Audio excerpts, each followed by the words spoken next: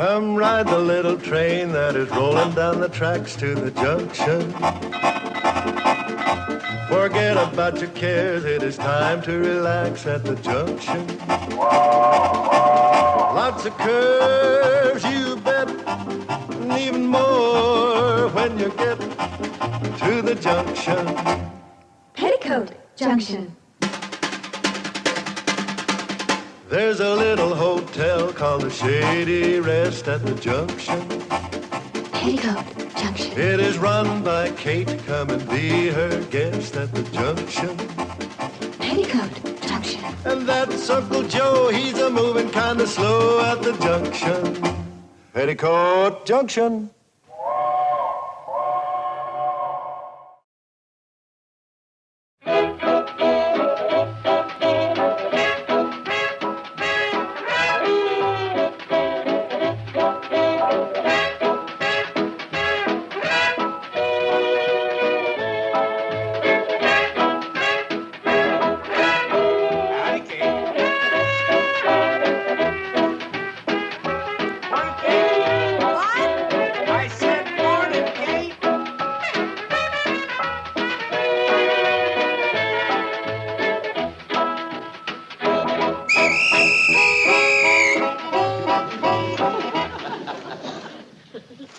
What was that?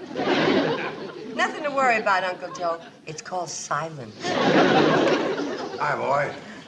I'm sorry, kids, to break off all that fancy stomping and hopping to that dandy music, but I'd like to be able to hear Charlie and Floyd. Sure, Mrs. Bradley, that's okay. Besides, it's the first chance I've had today to rest my frazzled nerves and shattered eardrums. Yeah, we're real sorry, Mrs. Bradley. Yeah, we're also darn anxious to do good in that Hooterville Hop Contest next month. We kind of get carried away. Yeah, well, for the time being, would you mind being carried away to the kitchen for some milk and cookies? Thanks, Mom. And please, chew quietly.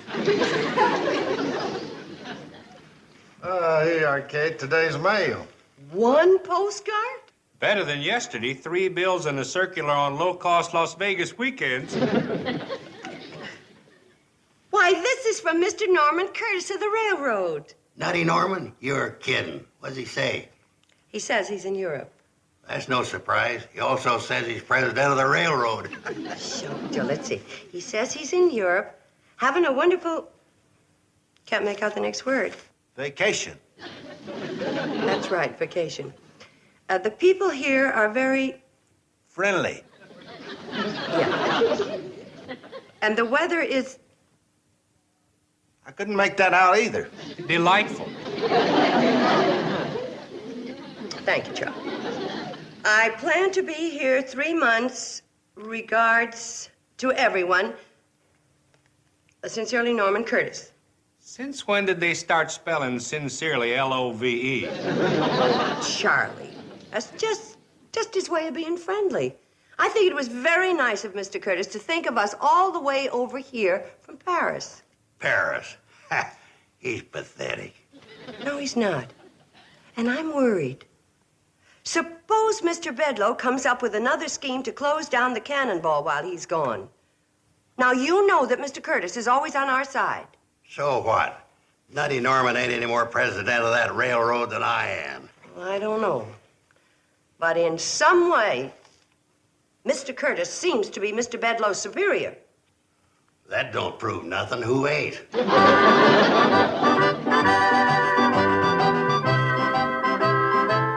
Bedloe, as your superior, I have a right to know why you're requesting a temporary transfer to Hooterville.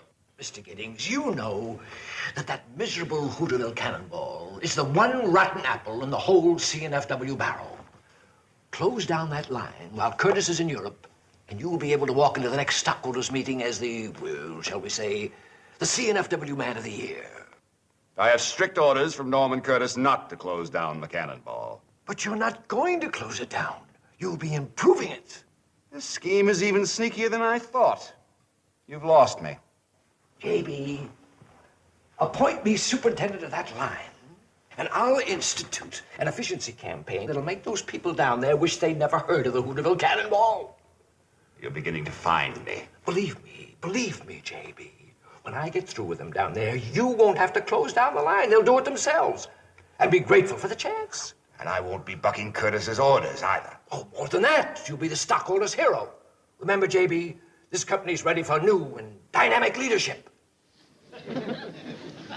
Bedloe, I'm sending you to Hooterville as superintendent of that line. But there's less than a month until the stockholders' meeting.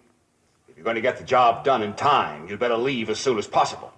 Whatever you say, JB.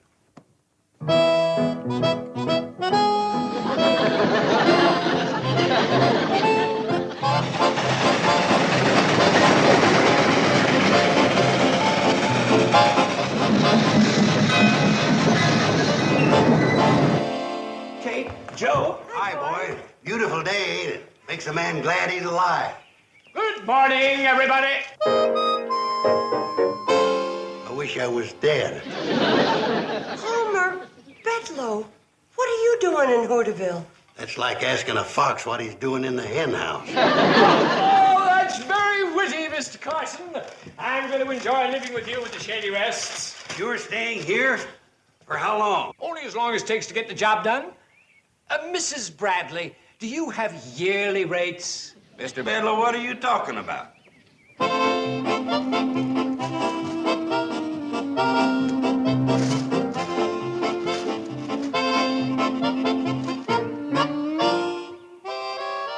Tell me, Charlie, any more foolish questions? But, Mr. Bedloe, Now, stop mumbling, man, when you're talking to the new superintendent of the Hooterville Cannonball. Now, come along, let's get going. Get going where to? To work, we've got a schedule to keep. What schedule? This schedule. A schedule for the cannonball? The thought of that makes my heart jump up into my throat, Mr. Bedloe. Well, swallow it. Let's get going. We've got to be in Hooterville in 12 minutes. What for? Because it says so here. There ain't nothing happening in Hooterville this time of day. What do we do when we get there? Go back to Pixley. Why? Because it says so here. Mr. Bedloe, we can't follow a schedule like this. Why, it calls for 14 runs a day. 15. You're forgetting the 4 a.m. milk run. Who drinks milk at 4 a.m.? Now stop stalling and get on a train. Just a minute, the boys haven't eaten yet. And Charlie always gets dizzy spells when he doesn't get his proper nourishment. Yeah, he's been known to get dizzy 10 or 12 times a day. Mr. Bedloe, we're not leaving till we have our lunch. Just a minute. I'd like to read to you Article 7 from the Book of Rules of the CNFW Railroad. Insubordination. Any employee who disobeys an order from a superior is subject to immediate dismissal. I guess you better go, boys. And I'll fix you some sandwiches to take along with you. Article 26. Eating or drinking while on duty constitutes a violation of the CNFW rules governing deportment. This is also covered by Clause 96, road etiquette. We get the point, Mr. Bedloe. Don't worry, boys. I'll keep the food warm for when you stop on your way back. What stop? You might as well know now, Mrs. Bradley, that the Cannonball is only making 3 stops a day at the Shady Rest. In the morning, to pick me up. At noon, for lunch. And in the evening, to bring me back again. Is that last stop necessary? It's covered by Article 32, welfare and comfort of the supervisory personnel. That's what it's all about. I might have known it's another one of your low-down, sneaky schemes to shut down the Cannonball. I couldn't have described it better myself, Mrs. Bradley. Beautiful, isn't it? We're pulling out in 1 minute. I ain't going. You have to. That's what he's trying to do, get you to quit. Just like he's trying to shut down the Shady Rest with those 3 stops a day. I knew that guy'd never change. He's got a one-track mind. Yeah, the track from Hooterville to Pixley. He's aiming to make it so tough on us that we're going to shut down the Cannonball ourselves. Then we gotta get him out of the Shady Rest. Oh, no. It's better to have him where we can keep an eye on him and know what he's up to. Well, what are you aiming to do about him, Kate? We just got to outlast him. This is a war of nerves. Well, that's the only trouble. He's got more nerve than we got. True.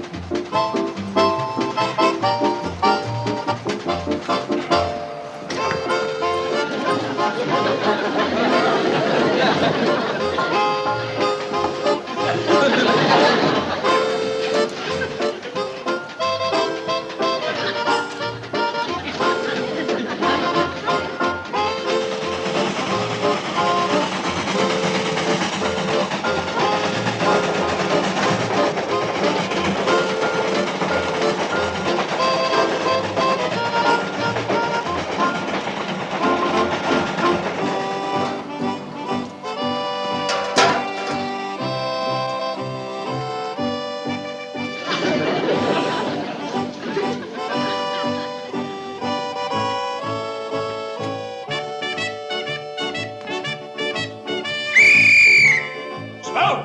Right, that's enough time for breakfast. Let's get rolling.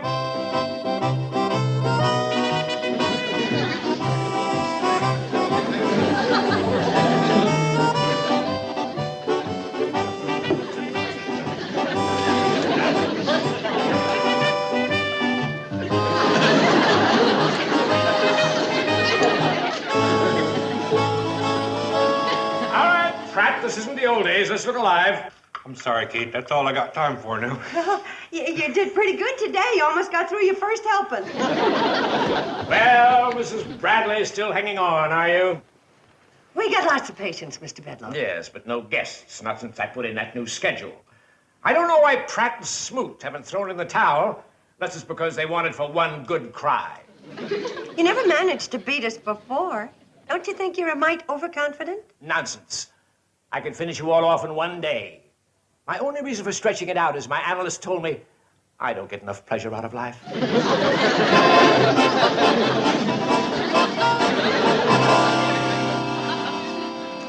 Good evening, everybody.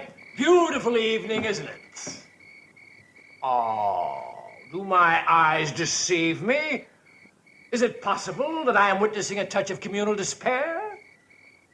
What a picture you make. If only I was an artist and could immortalize this moment in oils, I assure you the painting would occupy a prominent place on my office wall and forever in my heart. Mr. Bedlow, if you've got a heart, I'd like to see it. Yeah, me too. Right out in the open. What'd you do with Floyd and Charlie? They're fast asleep at their post in the locomotive cab. That way they thought they'd get a good night's sleep. Those two poor boys sure have a good rest coming to them. Not a chance. In 2.5 hours' time, we're taking a practice emergency run. Oh, what a lovely night for a train ride. You won't think it's such a lovely night when all you get for supper is a cucumber sandwich. I had a hunch something like that would happen. The Pixley Diner barbecues a fine chicken. One of you girls bring a plate up to my room. And oh, by the way, Mrs. Bradley, since you won't be cooking dinner for me tonight, I'll naturally expect you to deduct it from my bill. If I was a younger and stronger man, I'd sure show him. Yeah, Uncle Joe, you'd knock his block off, huh? No. I'd walk all the way to Pixley and get me some of that chicken.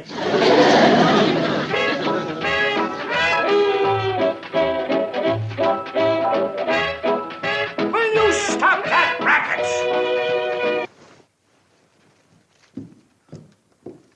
Mrs. Bradley, what kind of a hotel is this where a man can't get a decent 2.5 hours sleep?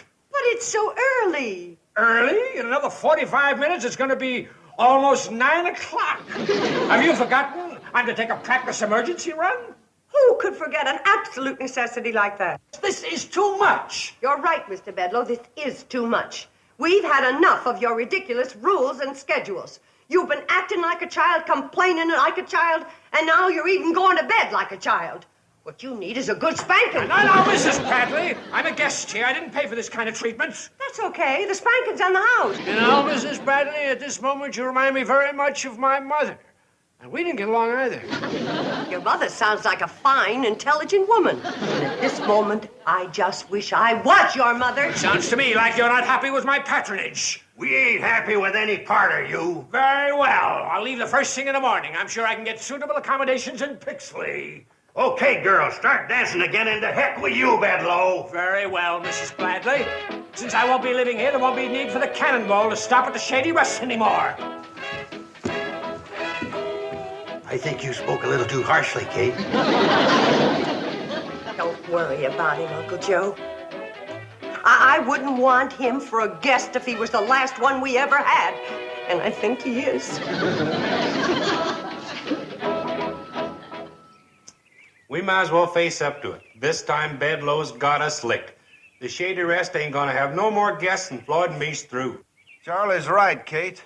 Me and him's tired than two hounds chasing a fast rabbit. I'll tell you what Floyd and me done. We told him in so many words that if the cannonball ain't stopping at the Shady Rest no more, we're through running it. Oh, you shouldn't have done that, Charlie. That's exactly what he wants. If you and Floyd quit, he can shut down the cannonball. Well, he's gonna do it anyhow, sooner or later. Where'd Bedlow go? Into the city, CNFW stockholders meeting he had to attend. You know, somebody ought to tell them stockholders how their money's being wasted. paying a man $30,000 a year to be superintendent of a one-track line. I mean, the railroad's paying Bedloe $30,000 a year? He was bragging about it a couple of days ago. That's the biggest train robbery since Jesse James. That's our answer. Oh, wait a minute, Kate. We may be desperate, but robbing the cannonball ain't gonna help. That's not what I mean. I mean that somebody should tell the stockholders how their money is being wasted. Why, they'd never stand still for a $30,000 a year man running this line. You're right, Kate. They'll put Bedloe where he belongs, back on his regular job, and we can get to living normal again. Yeah, but who's gonna tell the stockholders? Us. We'll go to the meeting. Well, they'll never let us in. Oh, yes, they will if we're stockholders. Kate, you don't expect us to buy CNFW stock. All we need's one share. By golly, Kate, I believe you've blundered onto something. Well, thank you, Uncle Joe. Now, are we all for it? Aye. Aye. It's unanimous. Now then, I'll get Sam Drucker to buy the share of stock for us, and then with luck, we'll be buying Mr. Bedloe a one-way ticket out of our lives forever.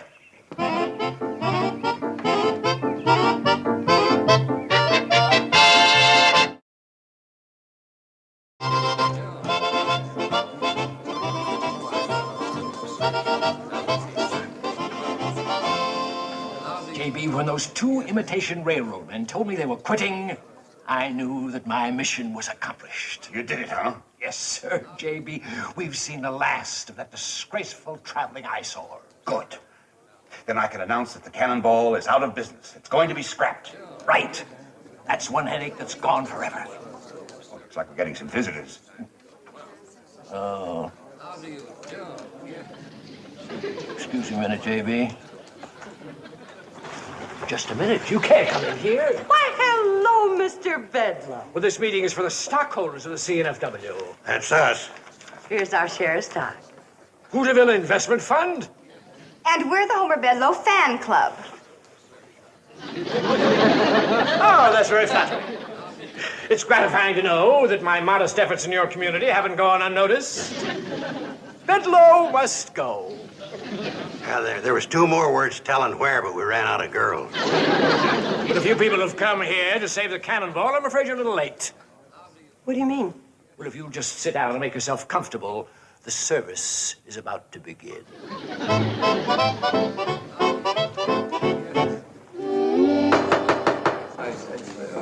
And now, ladies and gentlemen, I have an important announcement to make, which I'm sure will please all of the stockholders. It is with great pride that I am able to inform you that the one disgraceful, outmoded eyesore of the entire CNFW system has been eliminated. The Hooterville-Pixley branch line is no longer in operation. That's a good move, Giddings. It'll save us a lot of money. It will?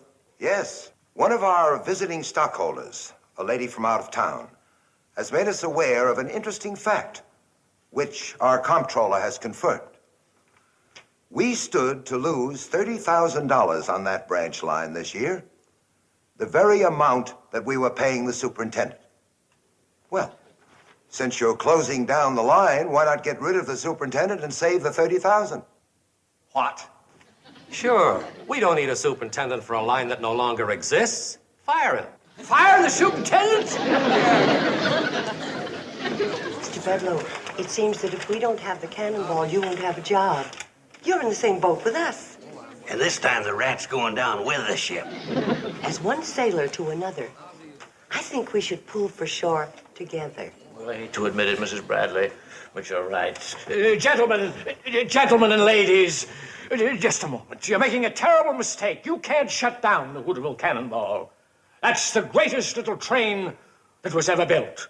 Whoever says that that magnificent example of early American railroading should be scrapped deserves to be scrapped. Call me sentimental and tender-hearted if you must. But to me, that beautiful and distinctive example of Americana is the pride of the CNFW. But as I understand it, the Hooterville Cannonball runs on an outdated, inefficient line that doesn't even keep a schedule. That's not true. Well, since when? Since you sent us the best superintendent in railroad history. Why, you can't shut down that line after what he's done for it. He has given us a schedule that outdoes any other line in the country. Right, Charlie? 14 runs a day. Plus the milk run. And Mr. Bedlow has shown us the light. At 4 a.m. In the dark. But it's still costing us $30,000. Well, when you want the best, you gotta pay for it. Exactly.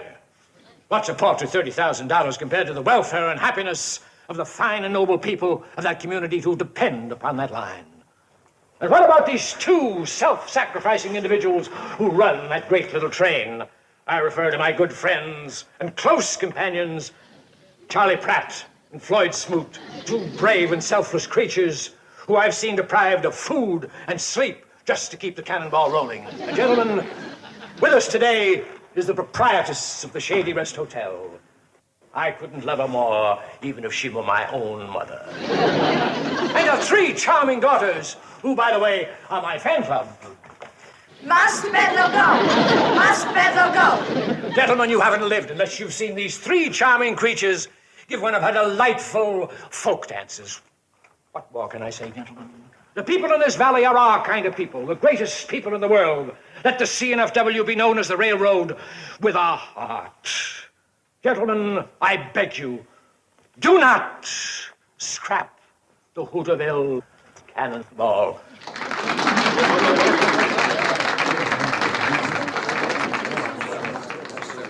I suggest that the CNFW be known as the railroad with a heart.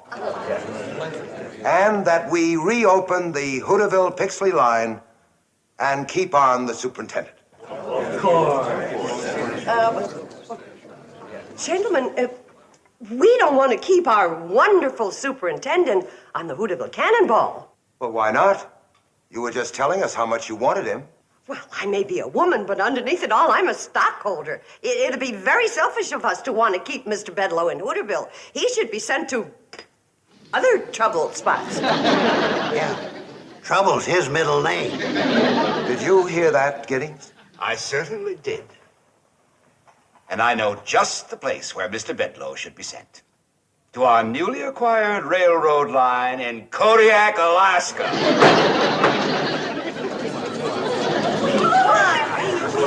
The cannonball rides again.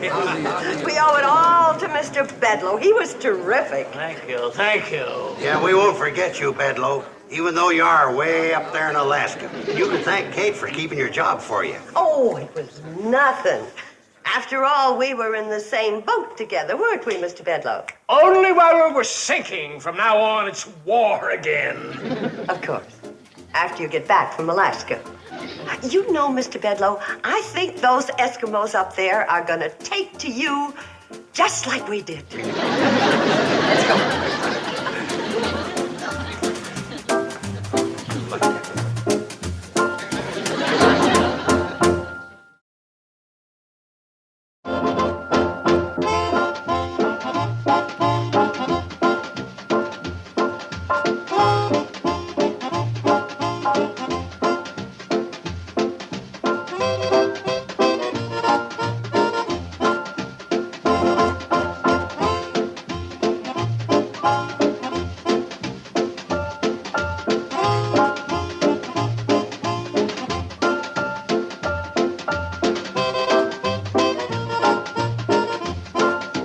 Petticoat, Junction. This has been a Filmways presentation.